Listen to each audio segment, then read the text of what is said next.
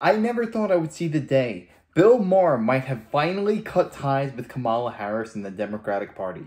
You guys have got to check this out. Like I said, I mean, you exist on social media. You hear all of these leftists continuing to gloat of how great Kamala Harris is doing. And then, of course, there's reality. It's 25 days before the election, and I got to say, it's not looking that great for the Democrats. I mean, this is not a good sign. You know, when you have an African-American candidate, you probably shouldn't be having to shore up your support among black men, but that's what's going on. Tim Walz is headlining a voter engagement event tonight with black men. Who better to connect with young black men than Tim Walz?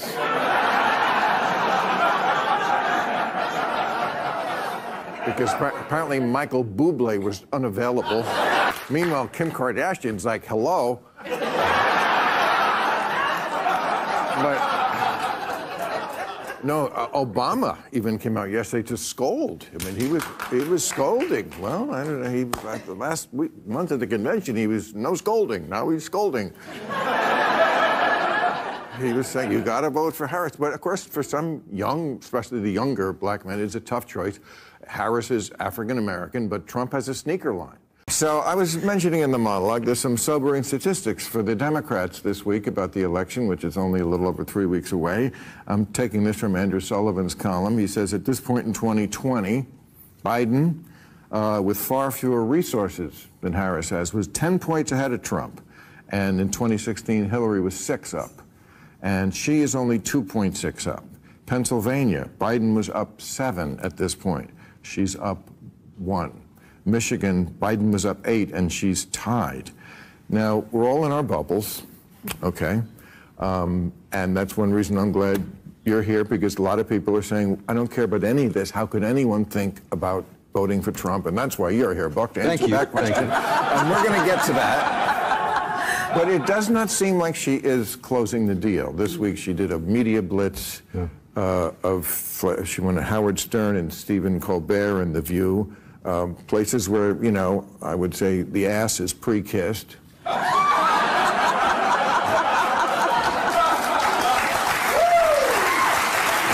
I wrong? No. Did that help or hurt? No, I think Kamala Harris just had the worst week of her campaign so far, and it's been trending downward for quite some time now. Donald Trump, at this point, I think is very likely to almost certain to win the election, and I appreciate the opportunity to tell people why. I'll remember that, by the way, why that is. And I think there are two things that are weighing her down. First of all, what led up to her campaign. And I'll give a quick, I know it's 4 years, but I'll give a quick version of it.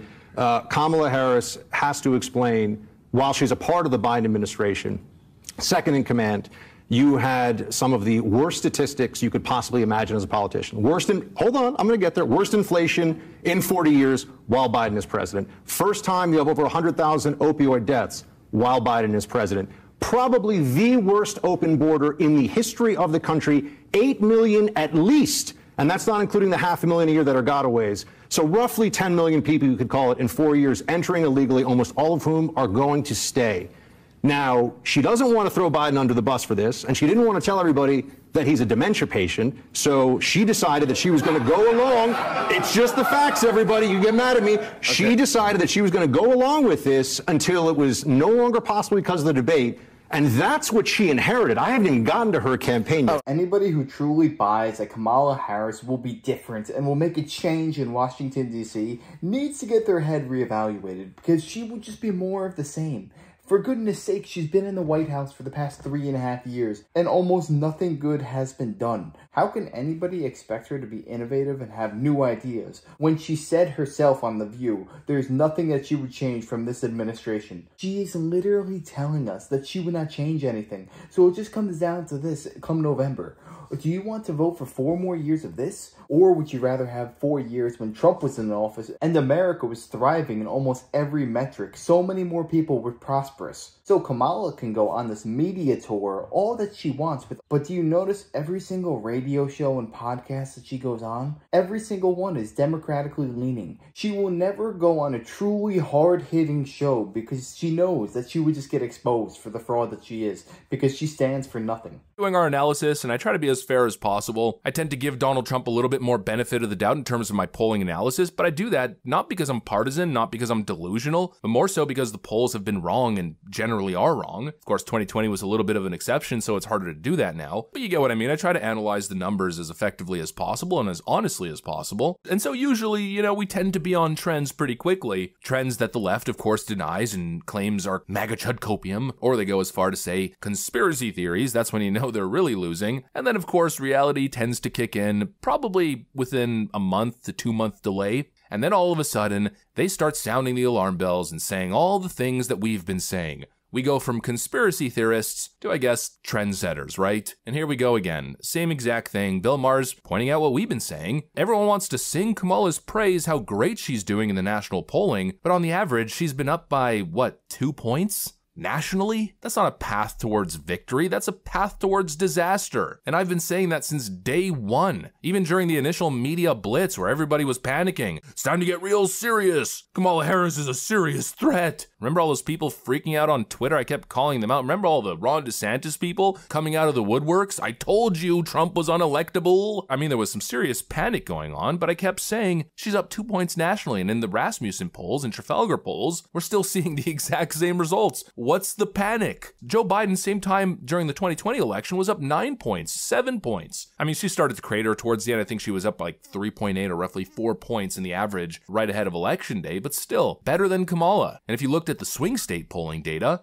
back then, if you were doing analysis, you would probably think, man, there's no way Trump can win this. He's behind big time everywhere. But now this is the outlook. I mean, look at the RCP average just for top battleground states. Trump has now taken the lead in the average in every single state except for Wisconsin. And to be honest, Wisconsin looks like it's trending towards Trump. And again, it's a state where Trump is expected to do better than the polling averages are indicating. Look at October 12th, 2020. Biden was up 6.3 in the average. We can go ahead and take a look simply just by clicking the button and look at this. Biden was up by 11, 10, 8, 8. Huge, astronomical leads. And in the end, what ended up happening, even with all the Democrat electioneering, let's call it, I think Joe Biden took the state of Wisconsin by 13,000 votes, if I'm not mistaken. Let me double check that. A little more than 13,000. 13,000 might have been Georgia. Just a little bit over 20,000 votes. A 0.6% margin. So the polls on average showed Biden winning by nearly 7 points, but the actual result was 0.7. There was a 6% Biden-favored error in the aggregate data. I mean, what does that tell you? That tells you that now with Kamala Harris leading in the average by 0.3 and likely even less as we get closer to election day, if the polls are wrong like they were back in 2020, Trump could take the state by over 6 points, theoretically. And this is the outlook that Democrats are celebrating. You people out of your damn minds, you're delusional. You're so delusional that Bill Maher looks like the rational one. It's actually insane. Bill Maher's the common sense guy. Not because he's an emotional wreck, but because the rest of you leftoids have freaking lost the plot. And the copium this year is just incredible. I mean, I really don't think they realize how bad the outlook is for them. I'm not saying this election's over, Trump's gonna win, but it's just not looking good. In a free and fair election where only U.S. citizens vote, I would bet the house on Donald Trump. I would put anything on the line because I'm just that confident that America is fed up with what's been happening in Washington, D.C., not only these past 4 years, but the last 100 years, the last 50 years. Before Donald Trump, the Republican and the Democratic Party were two sides of the same coin. They were all in one big club working for the same team. It wasn't until Donald Trump came in and actually looked out for the everyday average American. So when you look at the polls, usually you have to give Trump a few extra points because the polls are always skewed towards the Democrats. But in this exact scenario,